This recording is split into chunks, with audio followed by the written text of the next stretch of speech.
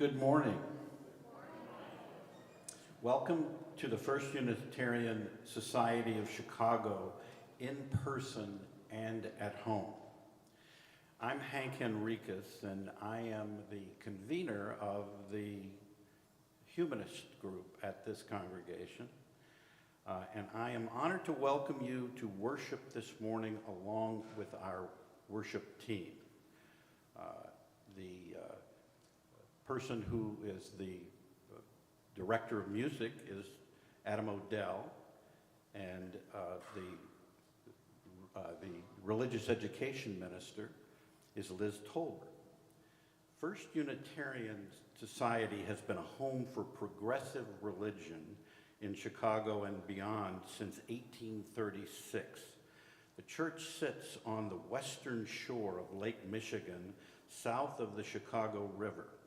We honor the indigenous peoples for whom these are unceded ancestral homelands, as well as the diverse and vibrant indigenous American communities who make their home here today.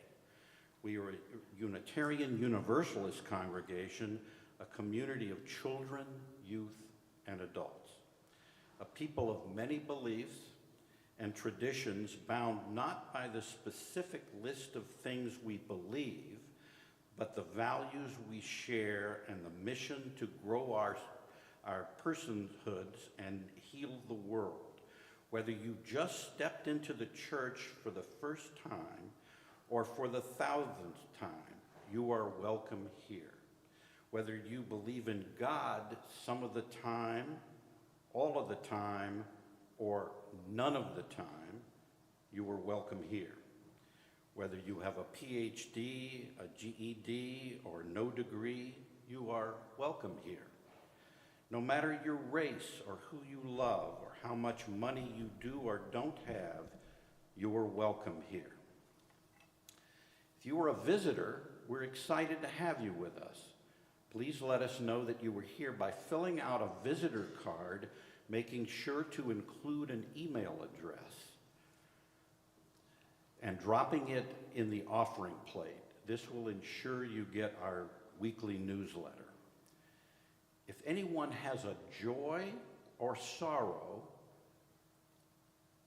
you would like to have read aloud, please fill out a card and give it to one of the ushers as they collect the offering. I think the cards are in the seats in front of you, or in the back of the seats in front of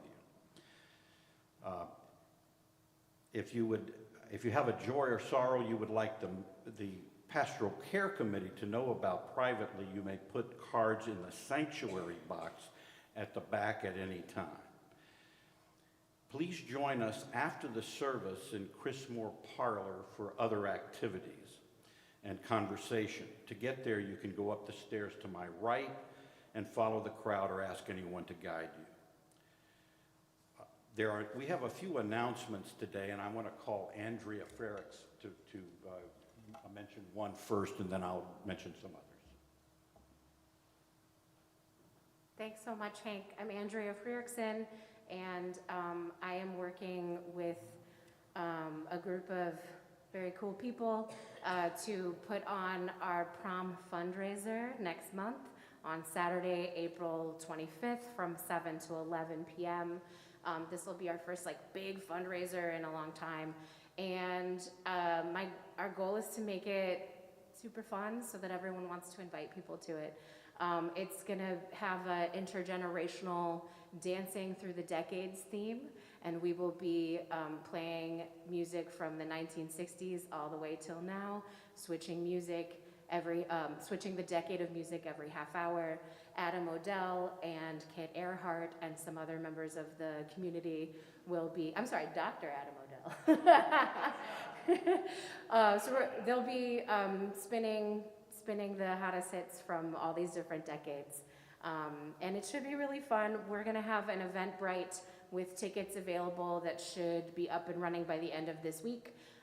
There will be discounts for buying 4 or more tickets at once, and there will also be discounts if you want to volunteer, because we will need volunteers. So Stay tuned, and at the end, you'll see at the newsletter that's released later this week, you'll see more information about it with the ticket link. And I'm looking forward to going to prom with all of you. Thank you.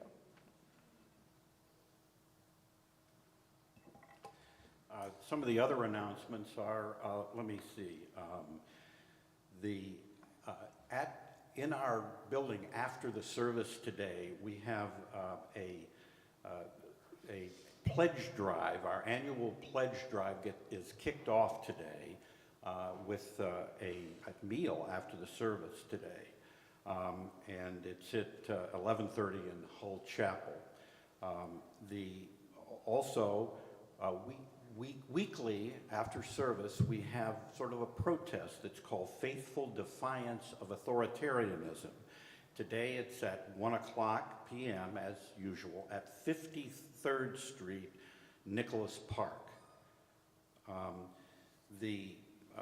Please look in your order of service and read the First U community support items as well. Let's see, I think that's all that I need to talk about today, except one more. Some people in the congregation will remember our former member Alex Hay, who used to come with her husband Mel and their 3 children. Today, Alex owns and operates a restaurant called the River Rock Pub and Beer Garden in Kankakee. The women's group of this congregation is planning an excursion to Kankakee to have a dinner at the restaurant today and catch up with Alex. No, that's not today. And to catch up with Alex on April the 4th, leaving Chicago probably around 4:30 or 5. We invite anyone who would like to go to join us.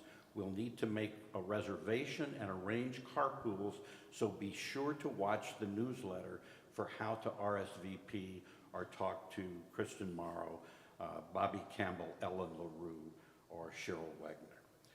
It is good to be together today. Please join me in reading our covenant as we light our chalice. The covenant is in the order of service. Love is the spirit of this church, and service is its law. This is our great covenant, to dwell together in peace, to seek the truth in love, and to help one another.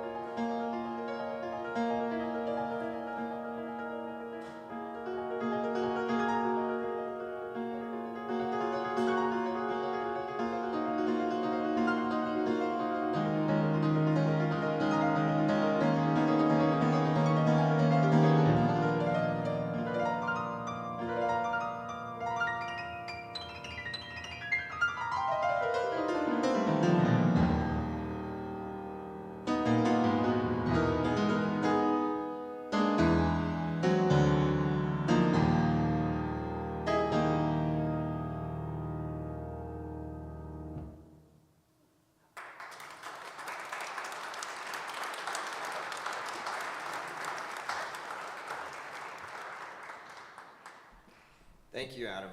Let's give it up for Dr. Adam Odell one more time.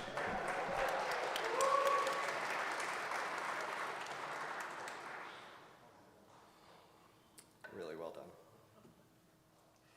Today's service was put together by the Humanist group at First U. I was asked to share some words to open and frame this service on humanism, and also to comment a bit on the Pledge Campaign kickoff luncheon that will occur after service.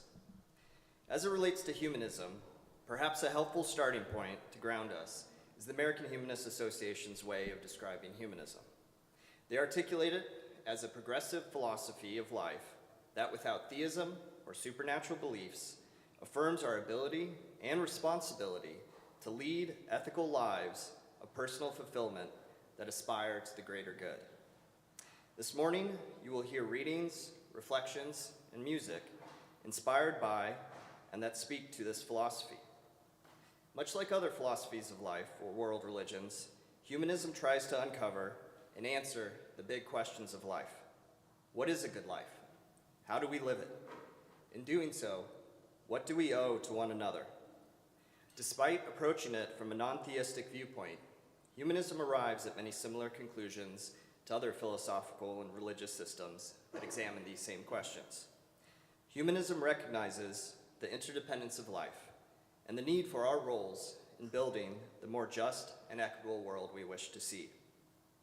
While the world has grown increasingly complex, we still have many local and accessible opportunities to honor this interdependence and build a community that fosters a free and responsible search for truth and meaning. One such way is our community here at First U.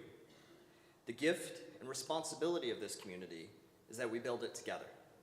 Whether it's our Sunday services or monthly community meals or our support of immigrant families or Wednesday game and film nights or Define Authoritarianism on 53rd Street or our Thanksgiving service or upcoming jazz concert and support for local artists or our inaugural First U prom. We are the ones who make it happen, now more than ever. You'll hear more about this at the Pledge Campaign kickoff luncheon after service and during the campaign. But while there are many ways to contribute to building this community, one important component is your financial support. It helps us to continue strengthening this special environment that allows humanists, theists, and all others who respect the inherent worth and dignity of all persons to ponder life's deepest questions together. We hope you reflect on how your financial support helps us work towards building the beloved community in this place. It has allowed us to put on this service today and to be able to share this slice of humanism with you. To that end, I want to invite you into this service with some concluding thoughts from one of the former American Humanist Association's executive directors, Fred Edwards. In his essay titled, "What is Humanism?" he writes, and I quote, "So with modern humanism, one finds a life stance or worldview that is in tune with modern knowledge, is inspiring, socially conscious, and personally meaningful. It is not only the thinking person's outlook, but that of the feeling person as well, for it has inspired the arts as much as it has the sciences, philanthropy as much as critique. And even in critique, it is tolerant, defending the rights of all people to choose other ways, to speak and to write freely, to live their lives according to their own lights. So the choice is yours. Are you a humanist? You needn't answer yes or no, for it isn't an either-or proposition. Humanism is yours, to adopt or to simply draw from. You may take a little or a lot, sip from the cup or drink it to the dregs. It's up to you." End quote. Come, let us ponder together.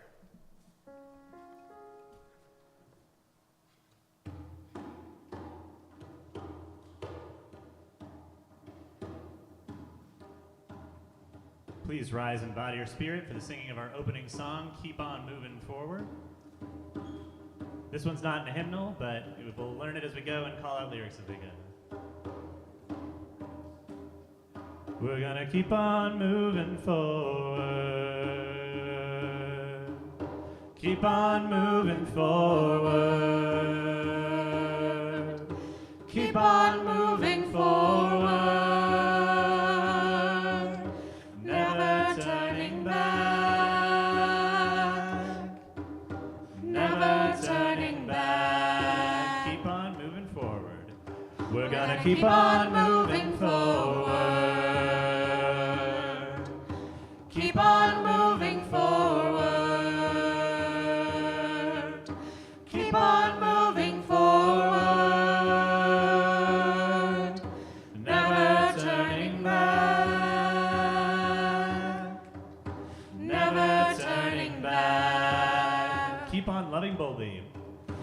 keep on loving boldly. Keep on loving boldly. Keep on loving boldly. Never turning back. Never turning back. Singing loudly. We're gonna keep on singing loudly. Keep on singing loudly. Keep on singing loudly. Never turning back. Never turning back. Gonna work for change together. We're gonna work for change together. Work for change together. Work for change together. Never turning back. Never turning back. Thank you. You may be seated.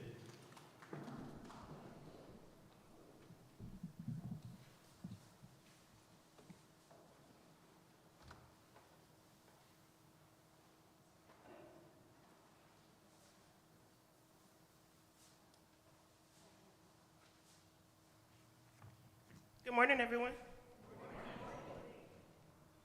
At this time, I would like to invite all the young people to the carpet. Thank you.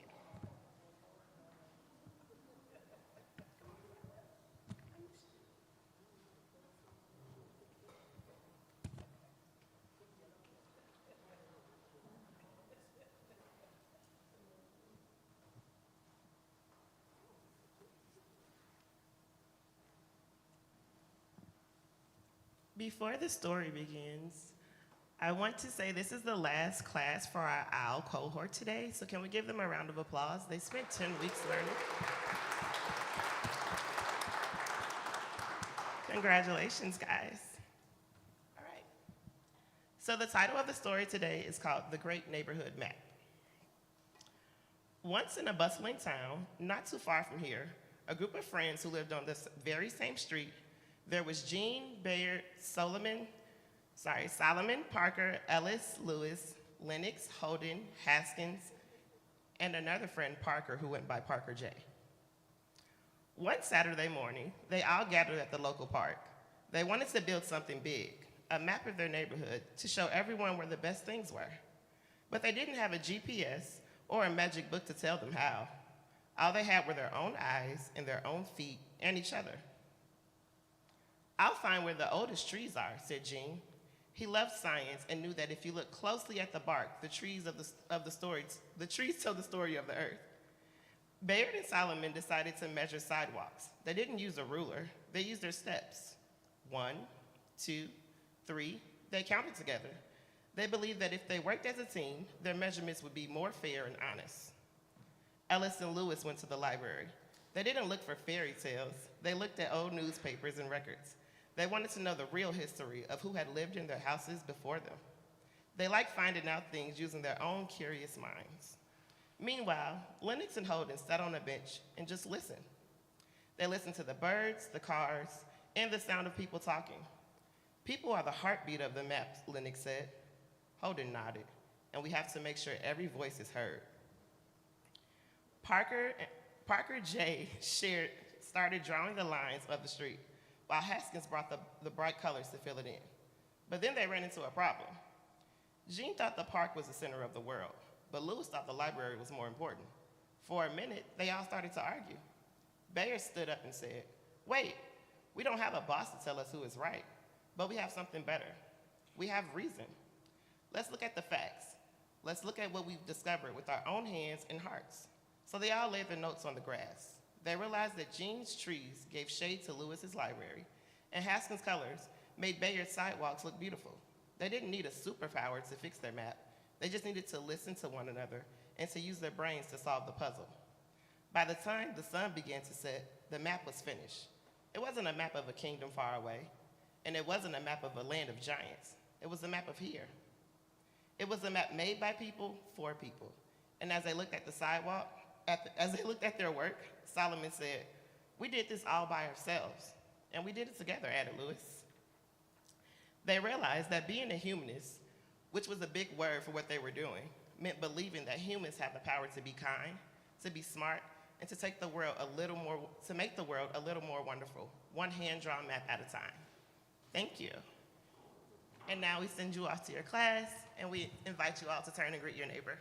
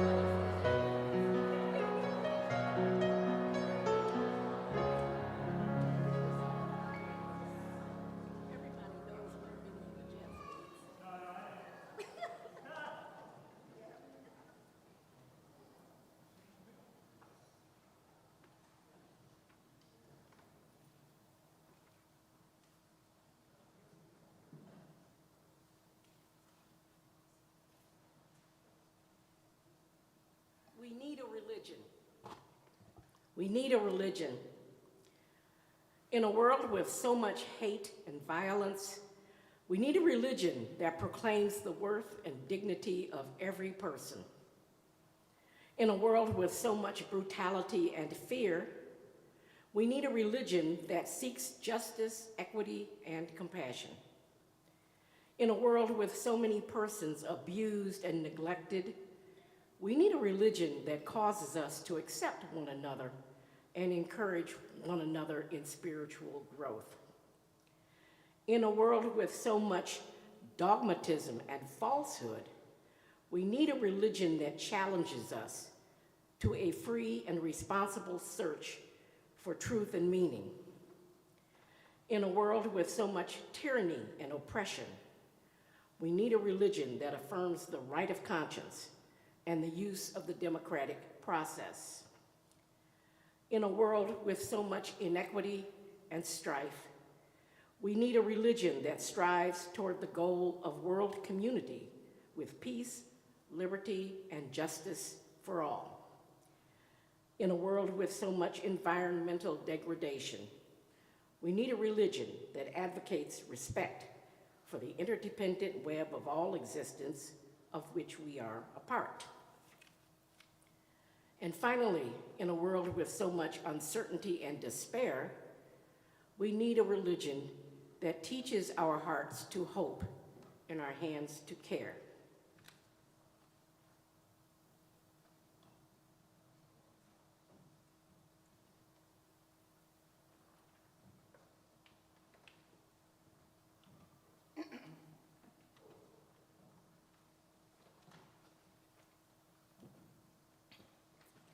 Thank you, Evelyn. Those principles originated from a 1985 revision of the 1961 merger bylaws led by women within the movement. The principles serve as a strong value and moral guard for our congregation. I'm Marie Cobbs. Good morning. I am very excited because a number of my family are here. So I hope I don't stumble. There are 4 things I will cover in my talk. An early African theologian, historical Black women who were Unitarian and Humanist, highlights of Reverend Todd Eckloff's sermon, and my journey in becoming a humanist. The person I'm referring to name is Origen, a 2nd century African who was highly influential, yet controversial, early Christian theologian and scholar born in Egypt.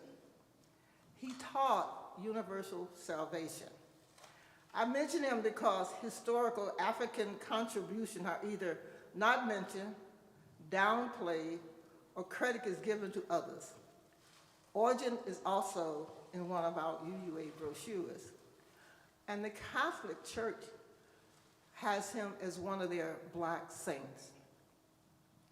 March is Women's History Month, and that's one of the reasons I'm in purple and pink. And I think it's important to mention the early African-American women who were integral to the foundation, albeit often overlooked. History of Unitarian Universalist churches, as well as those who were humanists, women who were humanists.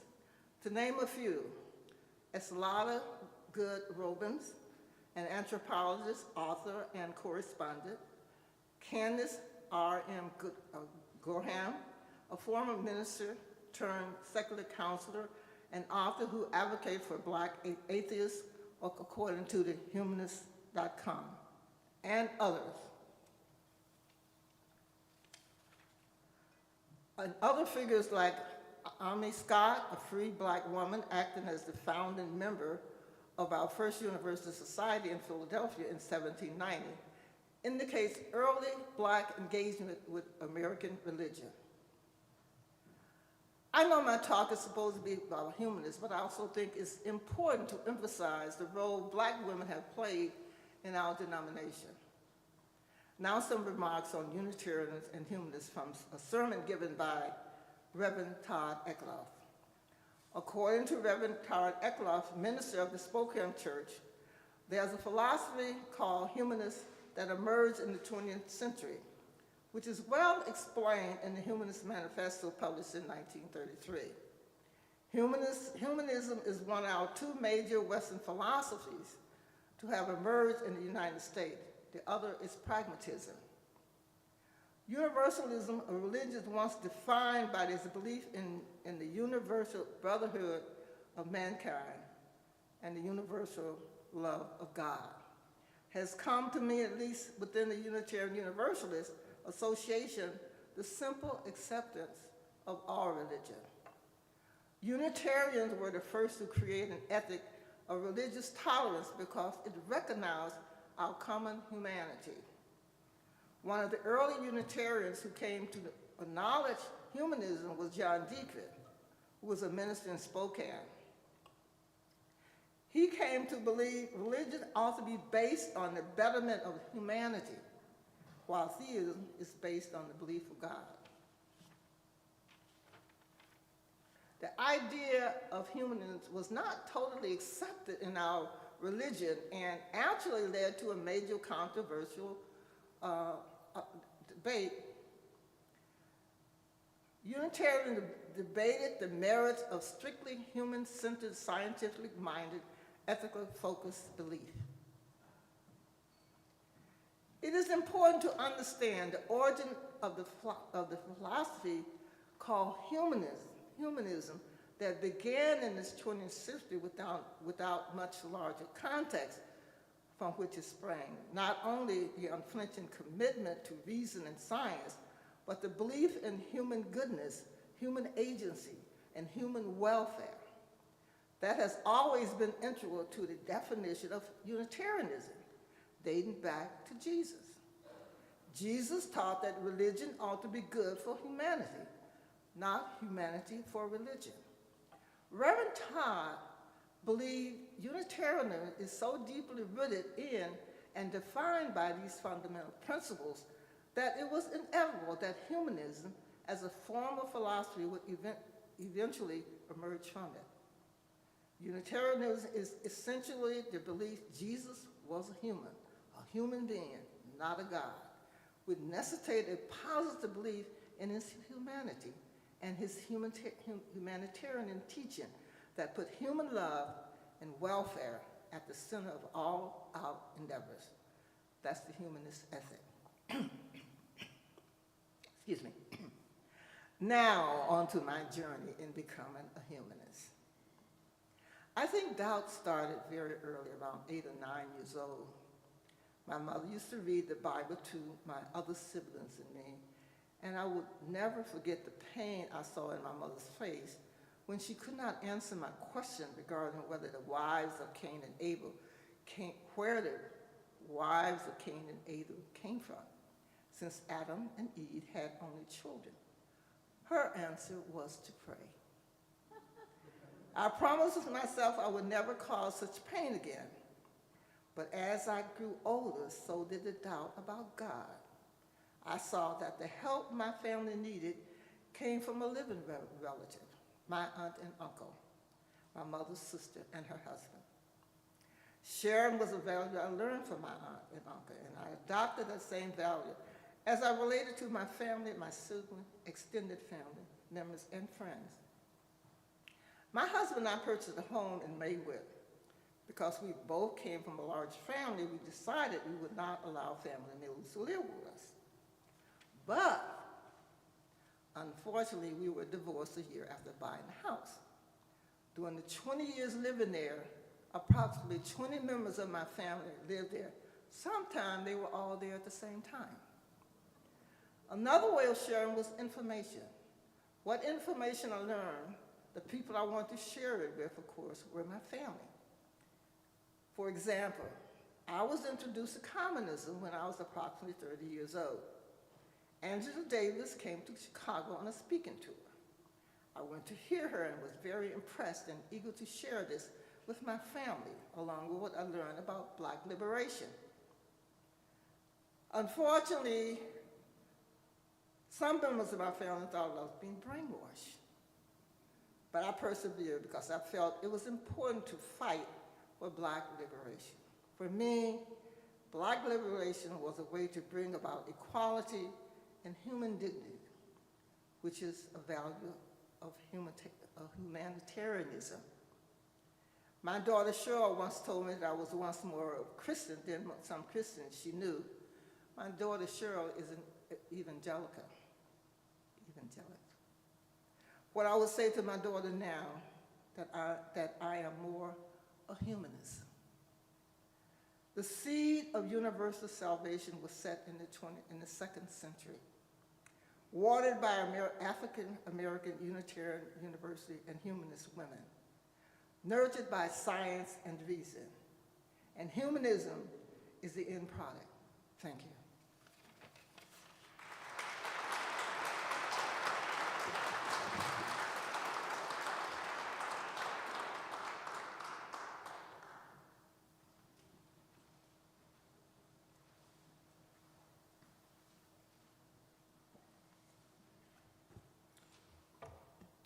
We now take up our weekly offering. Your generosity supports the important ministries of this church. Each month, we choose a community partner with whom we share our collection 50-50. This month, our partner is the Chicago Southside Birth Center. Chicago Southside Birth Center works to create positive mental health outcomes for Black birthing people and their families across the city's South Side by providing culturally centered midwifery and birth center care. Thank you for your generosity towards our shared ministry in this church and in the world. Our offering will now be greatly received.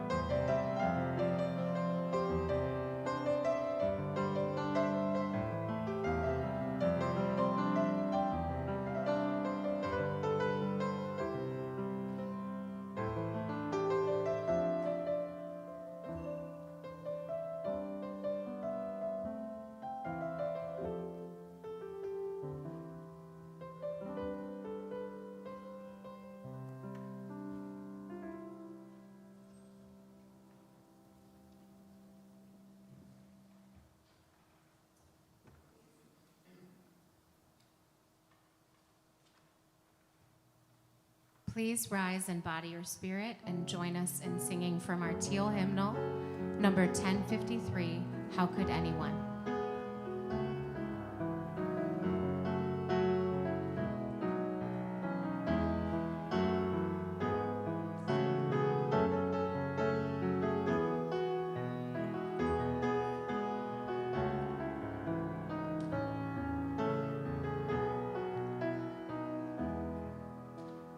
How could anyone ever tell you you were anything less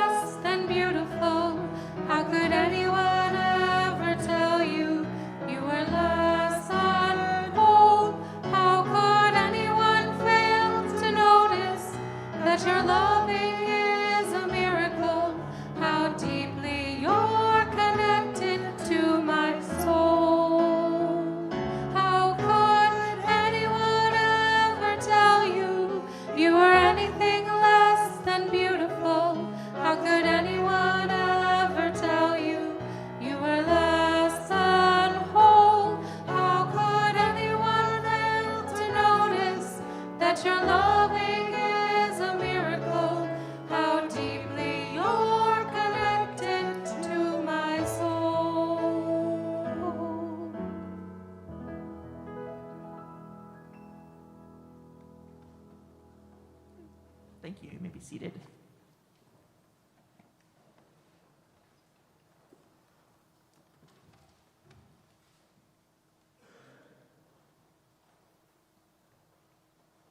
Good morning again. It is now time for our joys and sorrows. As we gather each week in worship and in the celebration of life, we bring our whole selves to share with one another our joys as well as our sorrows. Today, we lift up just a few of these. We have a sorrow here from Mark Saphir. My Aunt Marilyn Reese passed 2 weeks ago. She was my mom's twin, Chicago public school teacher for 30 years and a big influence on so many lives. Yesterday, families and friends from around the country celebrated her life in a memorial service at the Greek Islands restaurant. We shared many memories and laughs together. It was wonderful to be together, celebrating her long and giving life. Mark, we hold you in our thoughts as you celebrate the life of your aunt. A joy here. So grateful for our spring break trip coming up. Soon next week to DC and Baltimore via Amtrak. We'll miss y'all, but we will tune in online. And that's from Tony and David. So happy to see Marie Cobb surrounded by her loving family today. From Ellen. I'm joyful that my friend Dwayne was moved from ICU after a long stay, and this is from Leslie. Welcome, thank you, and thank you for moving from ICU. We will still hold you in our thoughts. My joy is I am here at the church for the first time after having surgery, and this is from Ellie. Welcome, Ellie. We hope you're feeling better.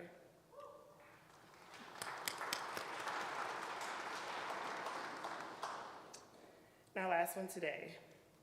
You folks have been so gracious in many ways as I face eviction. They're still unsettled, but your support has given me hope.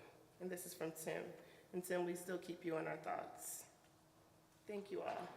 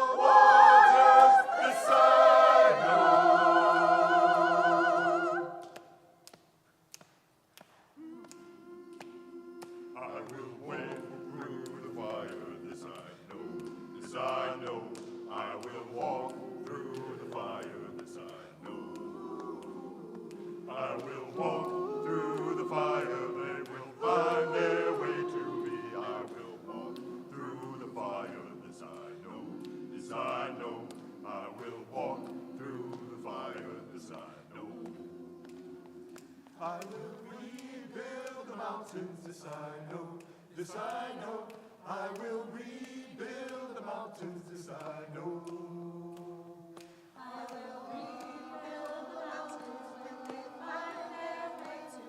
I will rebuild the mountains, this I know, this I know. I will rebuild the mountains, this I know.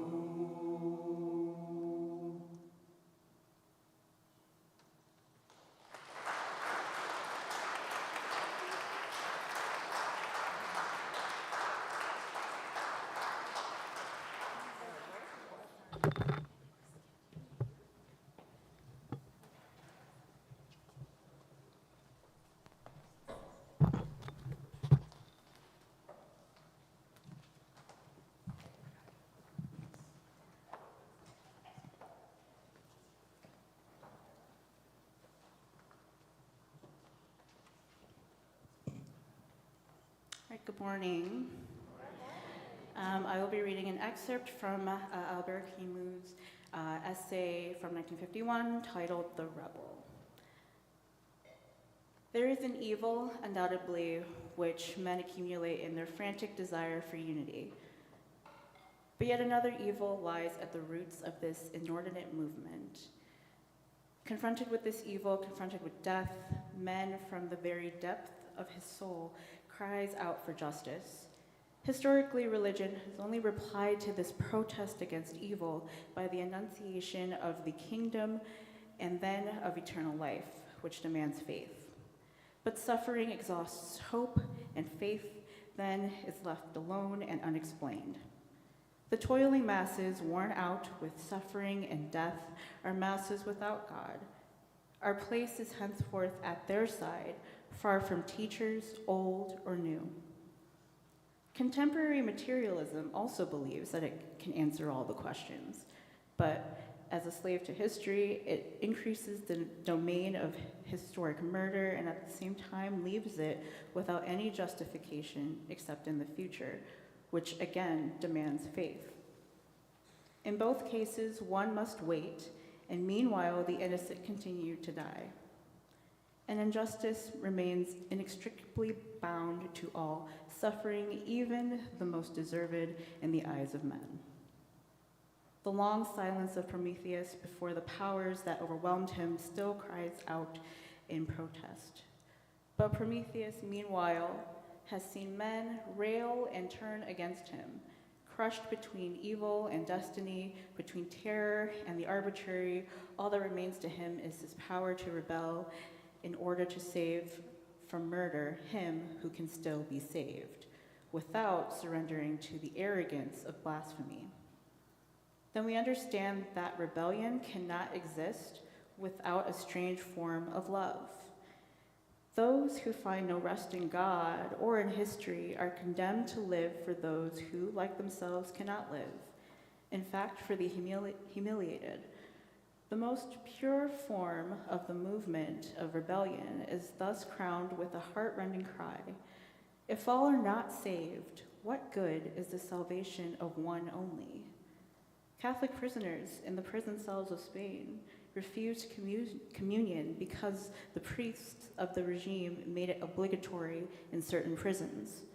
These lonely witnesses to the crucifixion of innocents also refuse salvation if it must be paid for by injustice and oppression. This insane generosity is the generosity of rebellion, which unhesitatingly gives the strength of its love and, without a moment's delay, refuses injustice.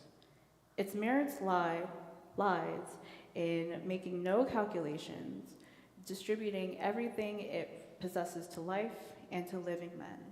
It is thus that it is prodigal to its gifts to men to come. Real generosity towards the future lies in giving all to the present. Thank you.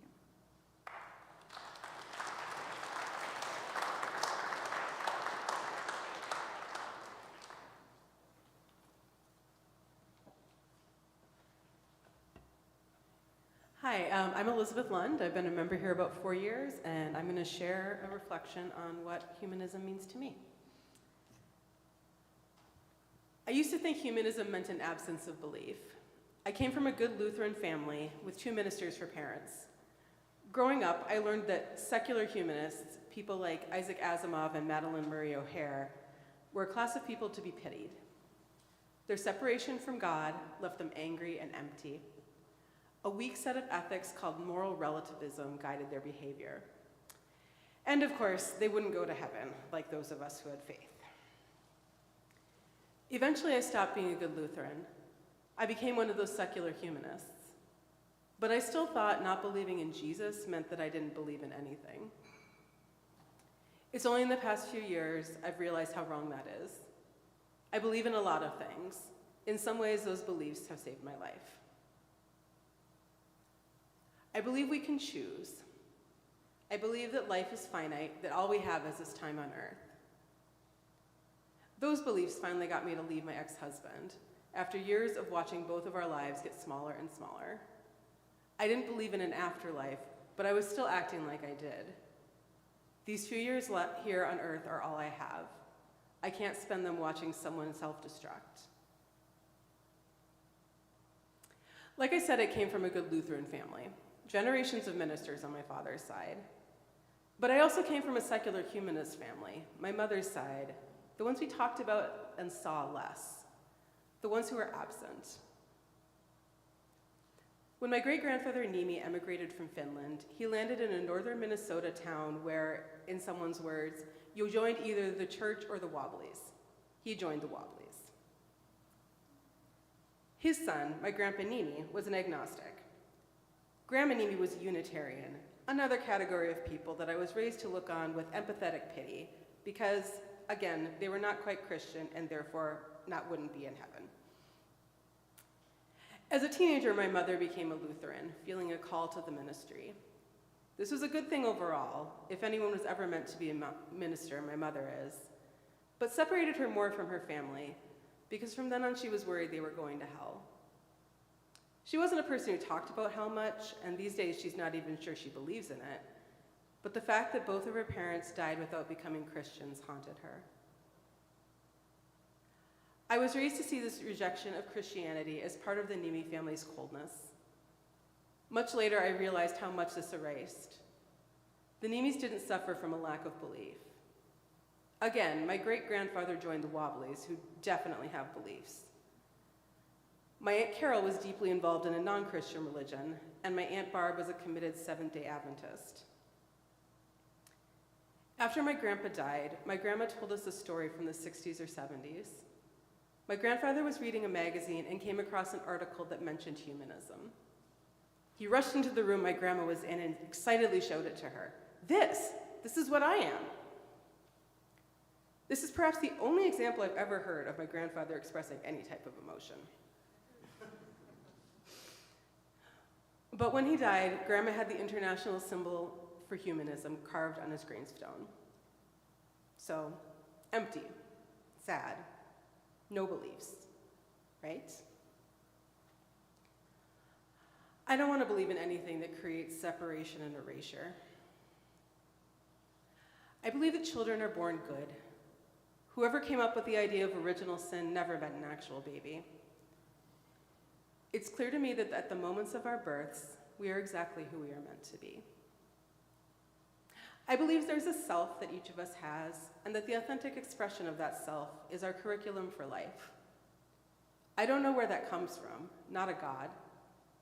Maybe it comes from the complex interactions of our genes and our culture.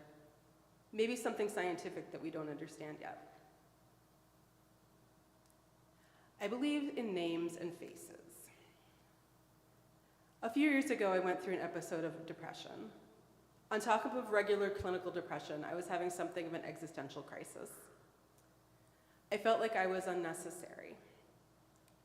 As long as I could go to work and see the faces of my coworkers and students, people who I trusted deeply and had gone through the pandemic with, I was okay.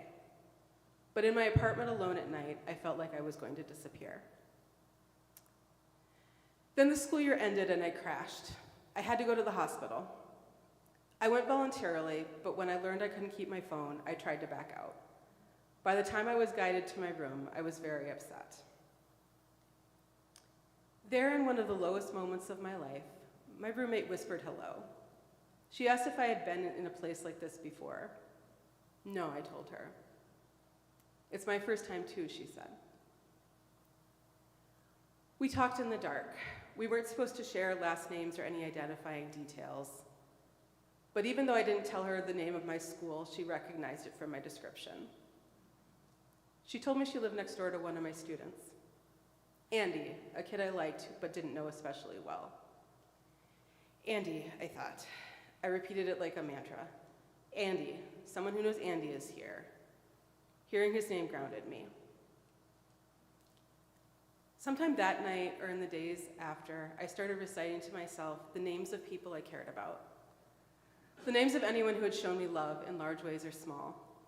Or the names of the children and teens I knew who had been hospitalized for depression, who were doing better now. Kathy, Beckett, Tom, Sasha. In the morning, my roommate couldn't get out of bed. But because I knew her a little, I believed she was going to be okay. I listened to other people's stories about why they were in the hospital. Everyone there was at one of the worst points in their life. Some were detoxing, some were wearing weird clothes from the hospital closet because the clothes they'd come in with had been ruined. And yet it was so clear to me that there was nothing wrong with any of us. Yes, we were all ill, and we were all exactly who we were supposed to be. I looked at each of them and knew deep in my bones that they were worthwhile and necessary. And eventually I had to believe that of myself too. My humanist beliefs got me through the terrible months that followed, the slow recovery. I was underwater and I swam towards the light, towards anything that would make me feel a little more alive. I recited names. I made lists of every memory that had ever made me laugh. At my partial hospitalization program, someone told me they knew another one of my students, Lydia. I went to sound healing, Christina. I went square dancing, Lena. I took improv classes, Matt, Sarah, Abbas. I went to meetups and coaxed people cautiously poking their heads out of the house post-pandemic to join in on the conversation, trying to help them understand that they were okay too. I made a group of friends who were also going everywhere and doing anything. Annette, Kier, Guzzle. I came here. I high-fived Earl.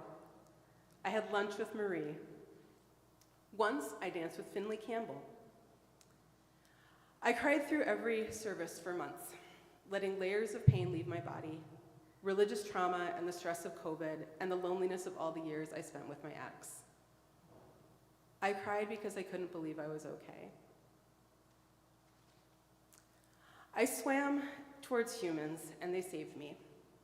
I am human, and I saved myself. Humanity brought me back from the brink. When I got out of the hospital, I wrote on my walls.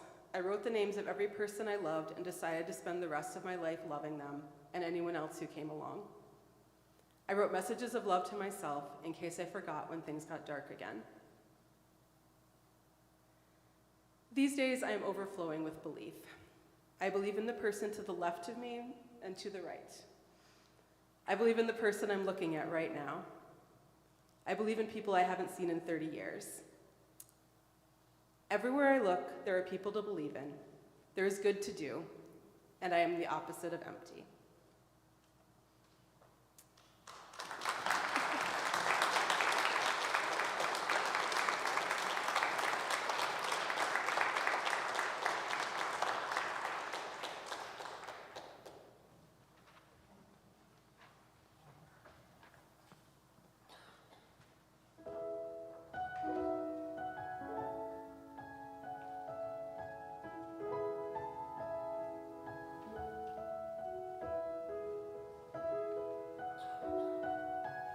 Our closing hymn today is number 1064, Blue Boat Home in Your Teal Hymnal. It's number 1064. Please rise and body your spirit.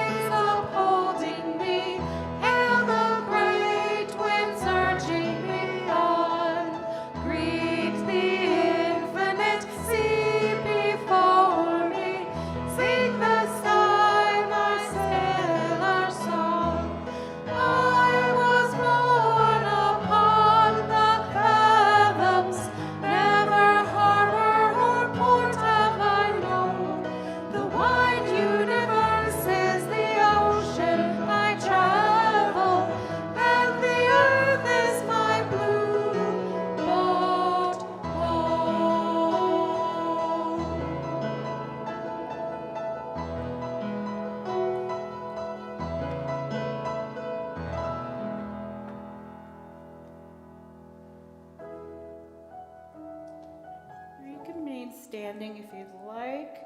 You can grab a hand of a neighbor standing next to you. This moment that we find ourselves in underscores the importance of our community, self-reflection, and upholding our shared principles. I'm grateful to everyone who shared their stories today that speak to the free and responsible search for truth and meaning in their lives. I encourage anyone curious about the Humanist group to at First U to come chat with anybody who spoke today during our pledge campaign kickoff that's happening right after this service in Hull Chapel, right over there. I want to leave you with a quote from Audre Lorde. It is necessary to teach by living and speaking those truths with which we've come to know through understanding. In this way alone, we can survive by taking part in this process of life together. That is growth. Let's grow together. May it be so.